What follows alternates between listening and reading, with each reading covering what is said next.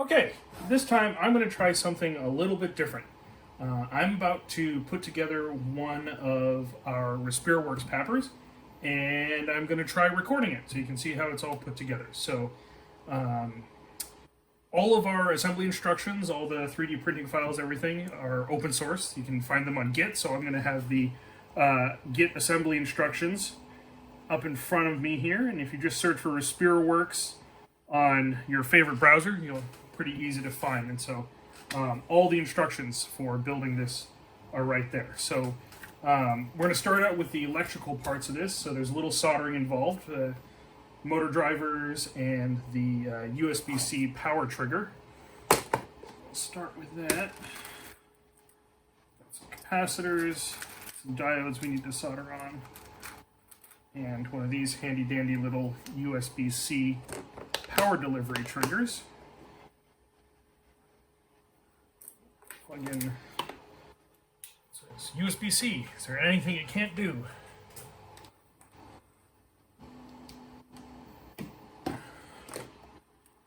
My soldering iron here, also USB-C powered. Let that heat up for a moment.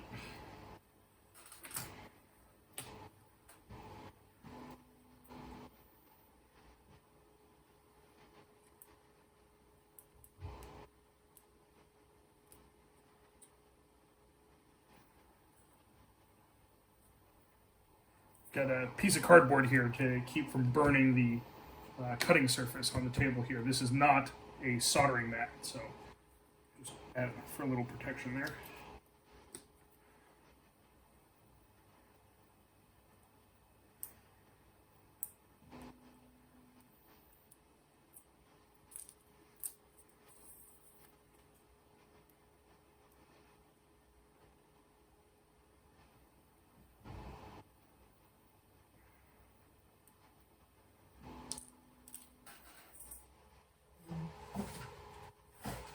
Okay, so the first step is to remove this little solder bridge that sets the voltage of the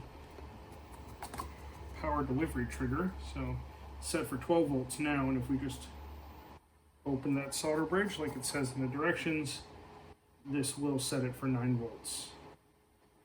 And sometimes a little solder weight can be helpful here, but I think I'll be able to get it just with the iron. Alright, that's good and clean. Then we'll add the TVS diode. So this keeps the motor load from back driving energy back into the power bank, which can cause damage. So this little diode here, make sure that we have the orientation correct. Matters which way that goes. And something I like to do, makes this a little bit easier, is just tape the board down to the cardboard here, which keeps things from moving around. That'll just make it a little bit easier.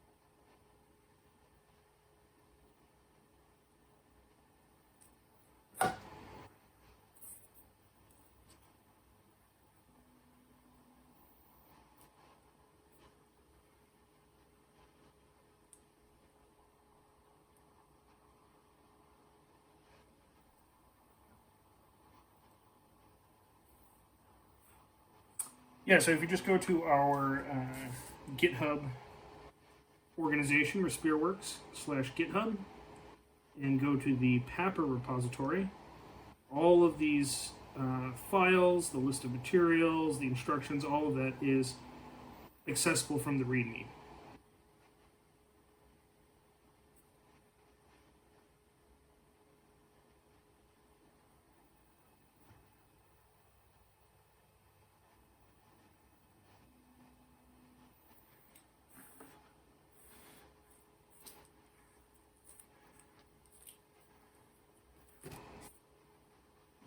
this. It's going to be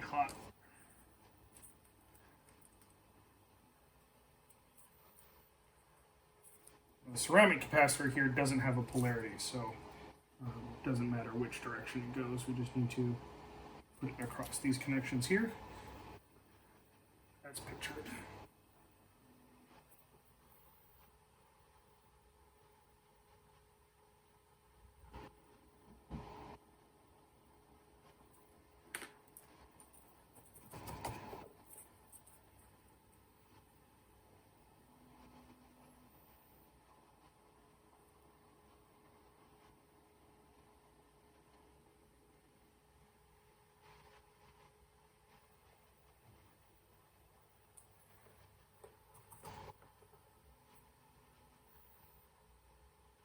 The soldering iron turned up to a higher temperature here because of all the really large power planes on the circuit board tends to wick the heat away, so a higher setting can be useful.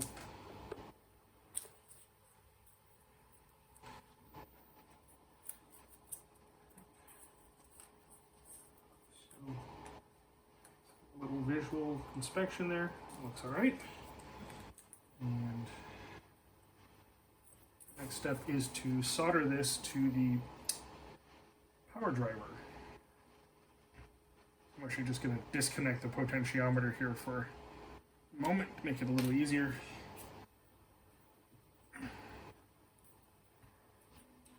And these wires are already tinned, but it pays to add another bit of tinning here and the flux and the solder.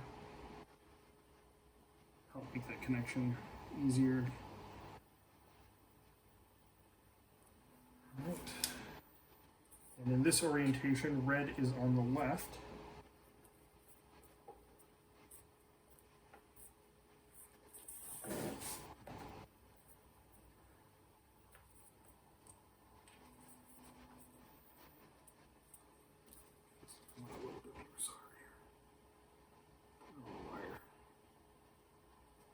Get a good bead of solder. Let's keep that right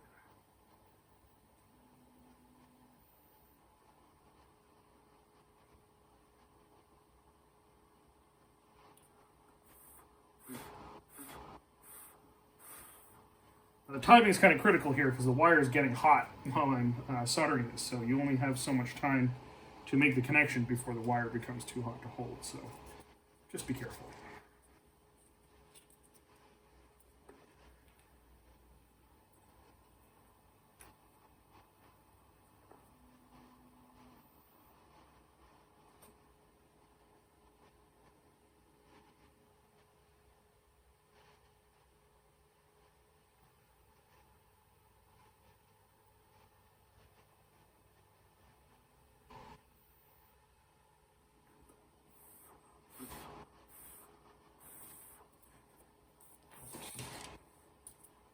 There. Want to be careful that your solder doesn't bridge to any of the pins of the other components here.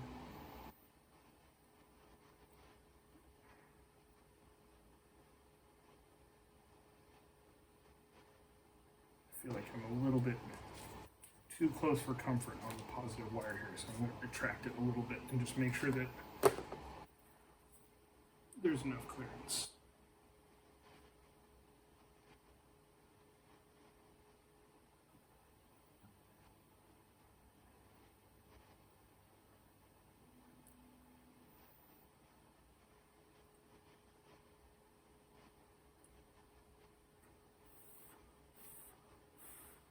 I'll be sure to get it good and hot to avoid a cold solder joint.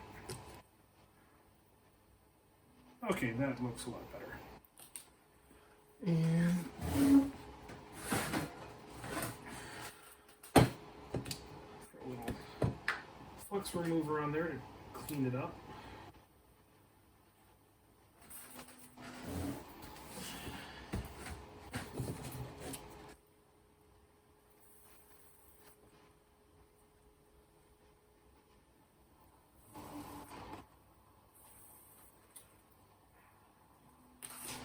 Sure if that was visible on camera, but just put a little flux remover on there to remove the residual flux from the solder core.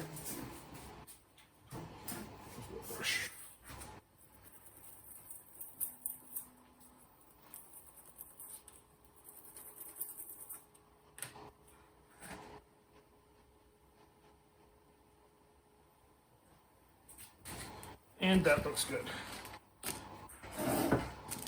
Next step is to throw a little heat shrink on there. Right size.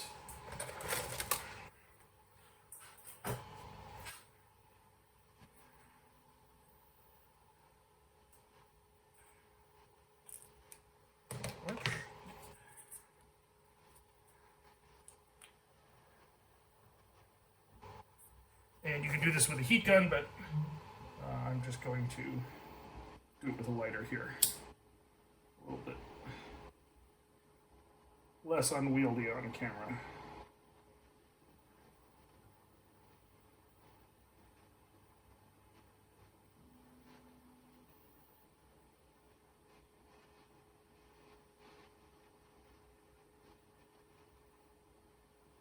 Make sure you get it all the way around. Also, don't burn the material. Okay. So our next step is we're going to trim back these wires so we don't need all this excess, and we're going to solder this to the blower connection.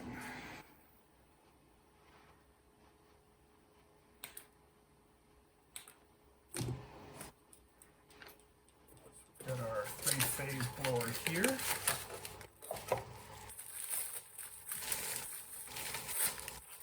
These are actually the same blowers that we use in the ventilator. They're a little bit overkill for this application, but they work great. This off. So it's important to mind the colors and the positions of each individual wire when you solder them. If you solder them in the wrong order, the motor will spin backwards and it won't work as intended.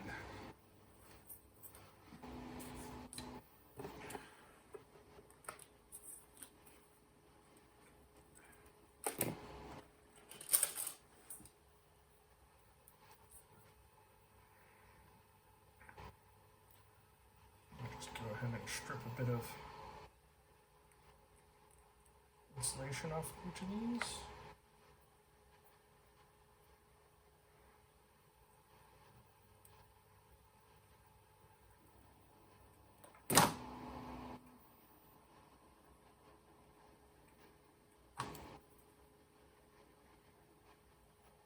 That's good. And we'll go ahead and tin each of the wires.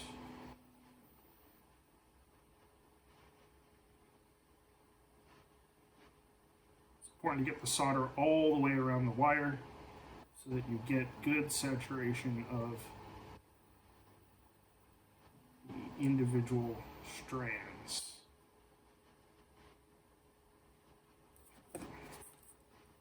Go over, do it from the other side. That's where the cardboard comes in handy, keep from melting my table.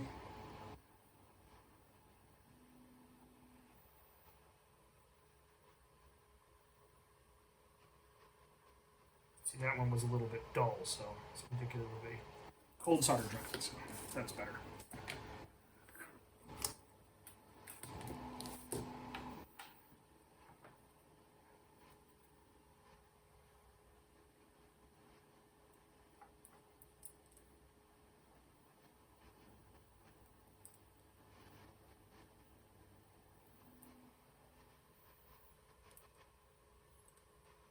I do this so this is visible on the camera. There we are. Okay. So, go ahead and tin these as well.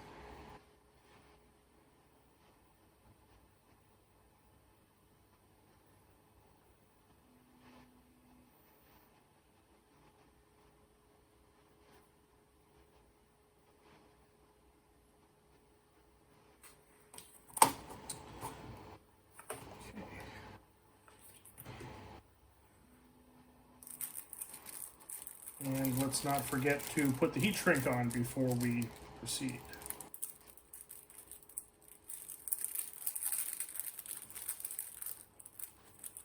Let's see if that's the right size. No, that's only too I'm going to go with this. So 3 bits of heat shrink.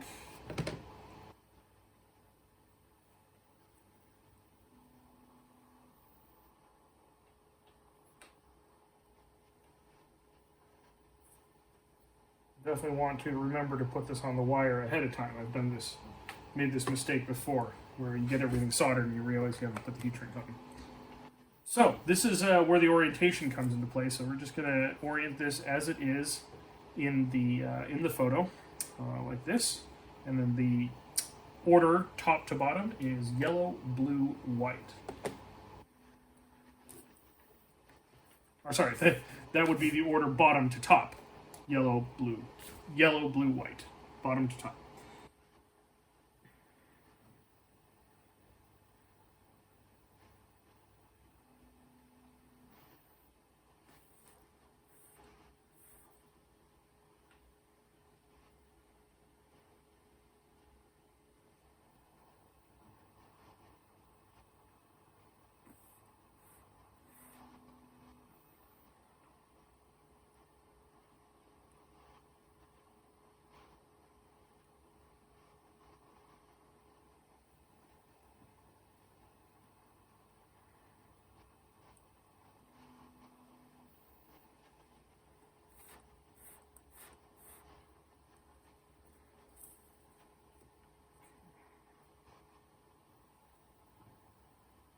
Looks good.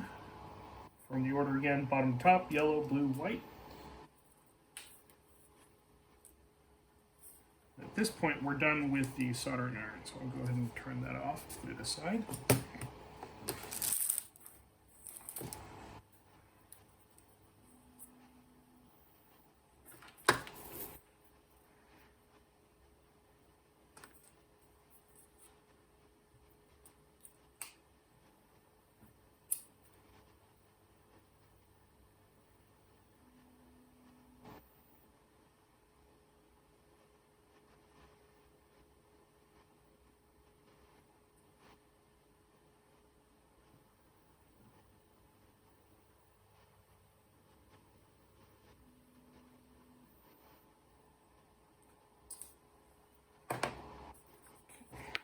That all looks good. Okay, now this next part is actually optional, as you can use the original potentiometer, but I feel that you can get a more solid feel with one of these. So we're just going to swap out the potentiometer, and also this one has to be glued in to the enclosure, and this one has a jam nut. So these go in the enclosure better. So we're just going to go ahead and do that optional part as well. So we'll start by clipping off the old one, and we're just going to put a connector on the end here to match this up. So these often come with a wire and a connector on the end, so you can actually just take that apart and reuse that. But since I have the connectors here, we're just going to slap a new one on there.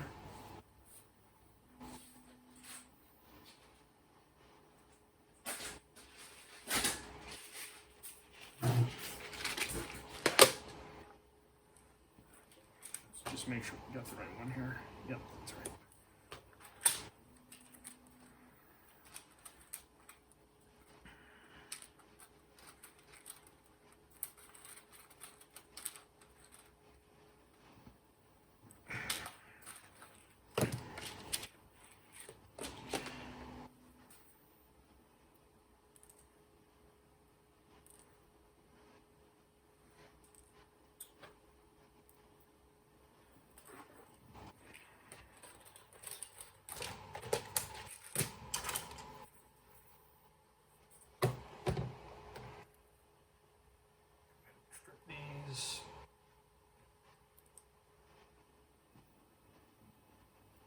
Important to get the right depth of the stripping on this in order to get a good crank.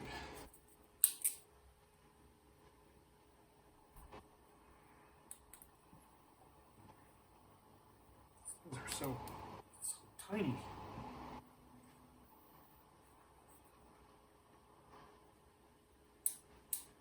like to put that in the crimper, kind of close it partially, and then tug on it so that it goes right up against the flange in there, and that step change in the die, that gets it into just the right position. And then it's important to keep an eye on it and get the wire into the right place when you do the crimp.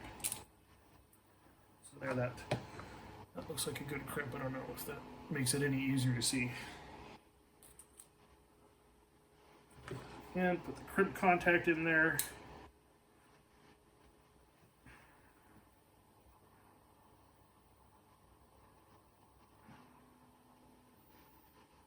Sometimes these be formed a bit to fit in there. Okay.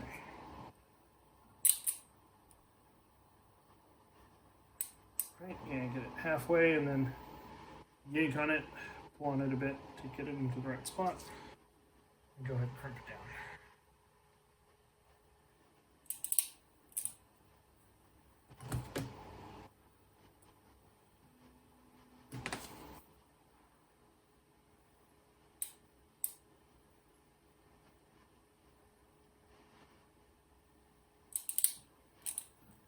Alright, that's 3 good crimps. And then, to get the orientation right, you can either look at the photo there on the Git instructions, or you can just grab the old one and put it side by side and just get the order the same. So this counterclockwise all the way to the left here, that's going to be the red, and make sure that you've got the connector oriented properly too. There we go. White in the middle, and then in the clockwise direction of the potentiometer, the black wire. Okay. So make sure these are all properly seated, give them a little tug, make sure that they're in, and there you go. That just plugs right back into the motor driver there. And the reason we do this, the reason I take this out, is this connector can be kind of fragile, and so if you're handling this a lot, sometimes it's easier to just take this out first, and then you don't have to worry about it, and then put it back in at the end. We're done with soldering, so I'll go ahead and put this away. Not cardboard anymore, and throw that aside. So now we have the completed electrical portion of the PAPR. Let's test it out.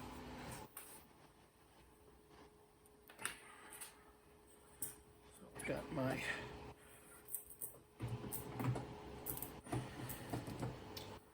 USB-C cable here, and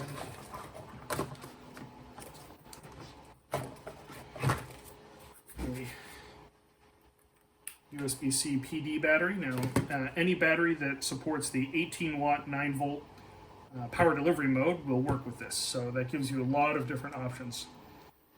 Just go ahead and plug that in.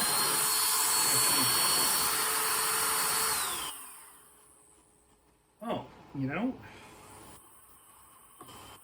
I connected that backwards, didn't I? Oh yeah, that's, you bend the pins this way between the two potentiometers, it's very clear that the order is red, white, black, and not black, white, red. So let's go ahead and shut that off and fix that mistake. Handy pair of tweezers will help us out here.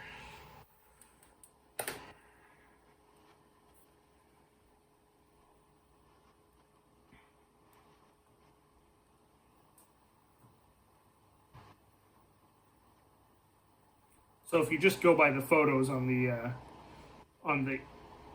Git README, you'll do a lot better than I just did.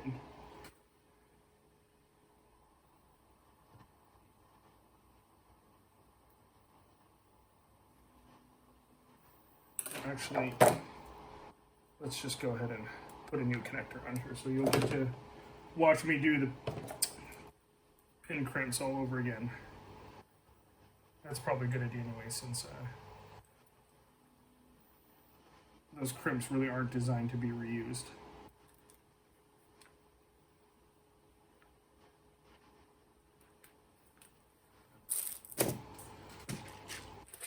sure those of you who are watching cringing as I was making that connection backwards. You could see it right there on the screen in front of you. All right, well, this is why we test.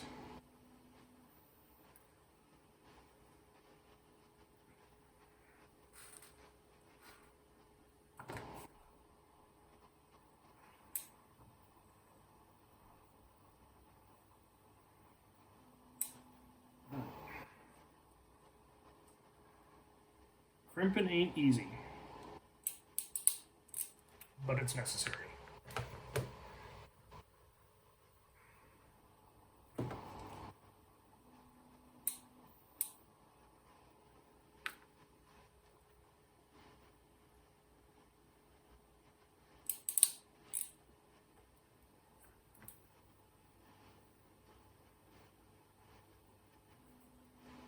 And this crimp tool, so the part numbers and links for purchasing all these tools that are needed to build this, they're all listed in the bill of materials section in the Git instructions on the README. So even including the tools. So you can hop on over there and you'll be able to find links for where to get all the tools. All right, let's just do this by the picture this time so we don't get it wrong. Get the orientation of the connector correct. Red at the top, white in the middle, and black on the bottom. Okay, let's make sure that those are fully seated. A little tug confirms that. Now let's plug this back in and give it a test.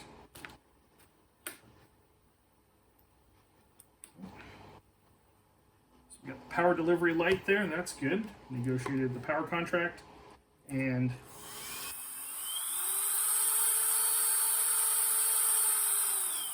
all right, that's good. Okay, now we can say that we have a completed electrical assembly for the PAPR. Okay, so I'm not entirely sure if I'm going to break this video up into two sections if it's too long. So if I do end up splitting the video and you're just joining us, I have the completed electrical section of the PAPR, and now we're going to be assembling we'll be putting it all together with the mechanical parts of the PAPR, and this is the assembly of the RespiraWorks PAPR if you're just joining us. So we'll go ahead and grab the body. So here's our PAPR body, and the first thing to do is to install the pot and the gasket. And we're going to take this actually back out of the controller, and the reason again for doing this is just to make it easier to handle without everything connected and flopping around. Just go ahead and insert that in here. And it fits right in, just like that. The washer and a jam nut.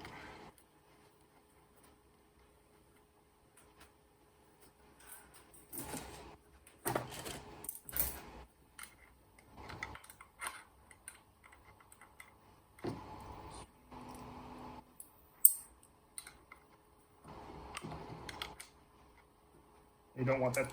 That doesn't have to be crazy tight. And go ahead and put the knob back on. There we go. A good range of motion. Okay, now I've got some gaskets pre-cut here, but I might as well just demonstrate how we cut the gaskets using our gasket jigs. So you can also laser cut these gaskets if you have access to a laser cutter, but I'll demonstrate the way we have of doing it by hand. So these 3D print files for these parts are also on the Git repository. Okay, find a space, line it up, got enough room to cut that gasket, gently lift off the outer cut jig, set that aside for now, and then using this jig, keeping it in place, I'm going to go ahead and cut the inner cut. It's often easy to do it in two halves. Just gonna go ahead and pop that out. Okay. And then this little boss here just sets right in there and gets the alignment right for the outer cut. I'm going to use this to make the other cut. Again, doing one half and then the other often makes it easier.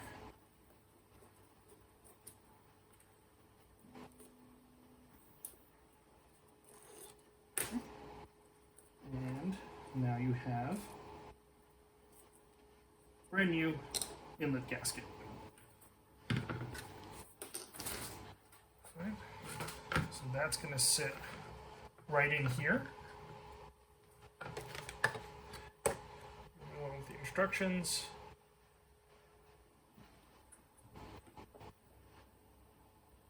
Okay, we're going to plug the potentiometer back into the controller here.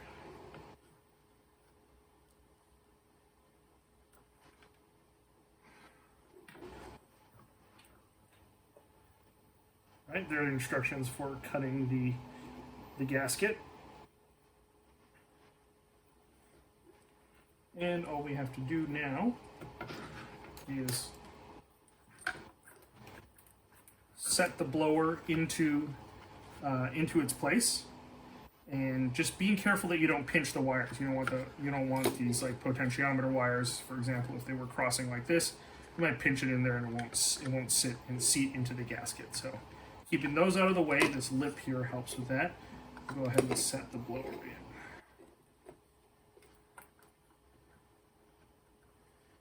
Okay. And then we insert the outlet adapter. Just grab one of those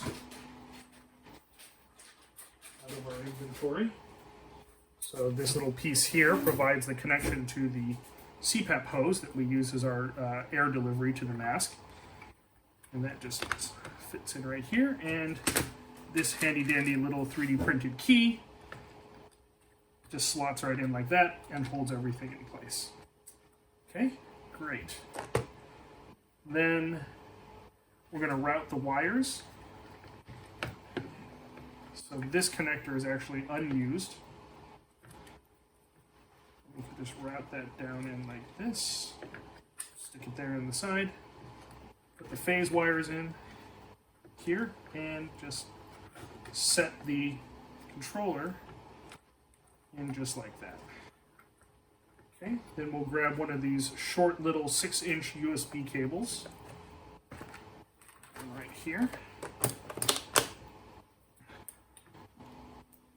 and route that out the side just like this.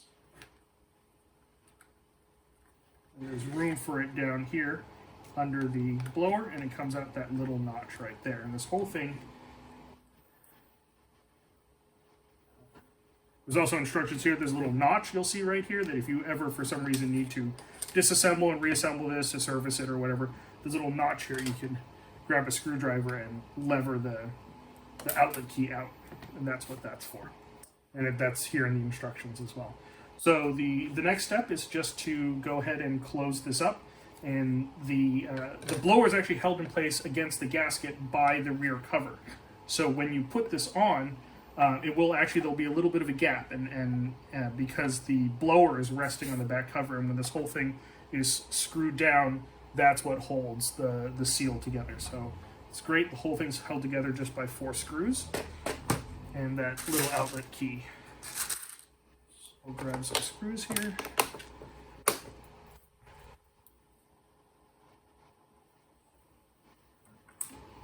And again, you want to be careful not to over tighten these screws. So these, you're screwing into 3D printed plastic, and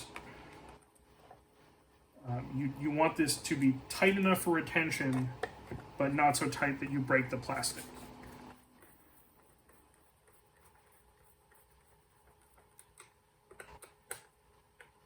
So You want it to be snug, definitely. But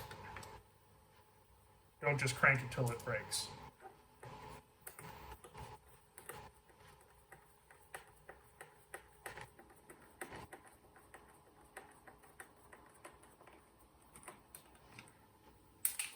Oops.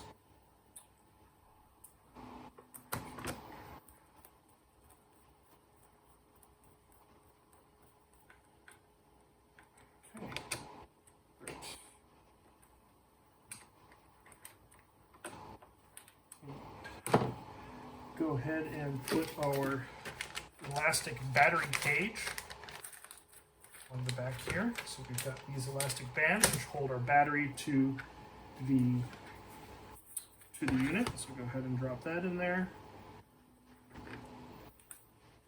And again, you can use any kind of USB power delivery battery that supports the 18-watt profile.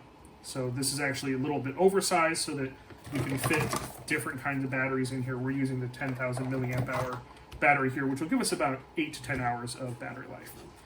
Okay, and then the next step is to apply one of these filter gaskets. So this is the gasket for the filter. We'll just grab one of our bayonet filter cartridges, and that installs just like that with a quarter turn. Great. So the next step now is to put in the connections for the shoulder strap. So I won't show the assembly of the entire shoulder strap, which goes into these clips. We're just going to put the clips in here. And the clips are just these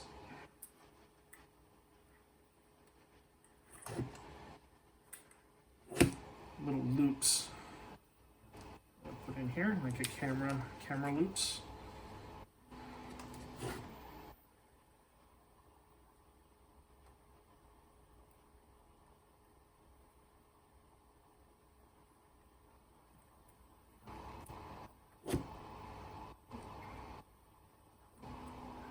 Just go in right like that. Okay, great. And that's where our shoulder strap will attach. So, okay, now that we have that all together, go ahead and plug it in and give it a whirl. And there you have it. That's the construction of the RespiraWorks PAPR unit. And in a future video, we'll go over the modification of the mask that goes with that. And perhaps we'll also do a video showing you how we test these using a particle counter to confirm that they were correctly assembled. All right, that's it for now. Thank you for joining me, and we'll see you next time.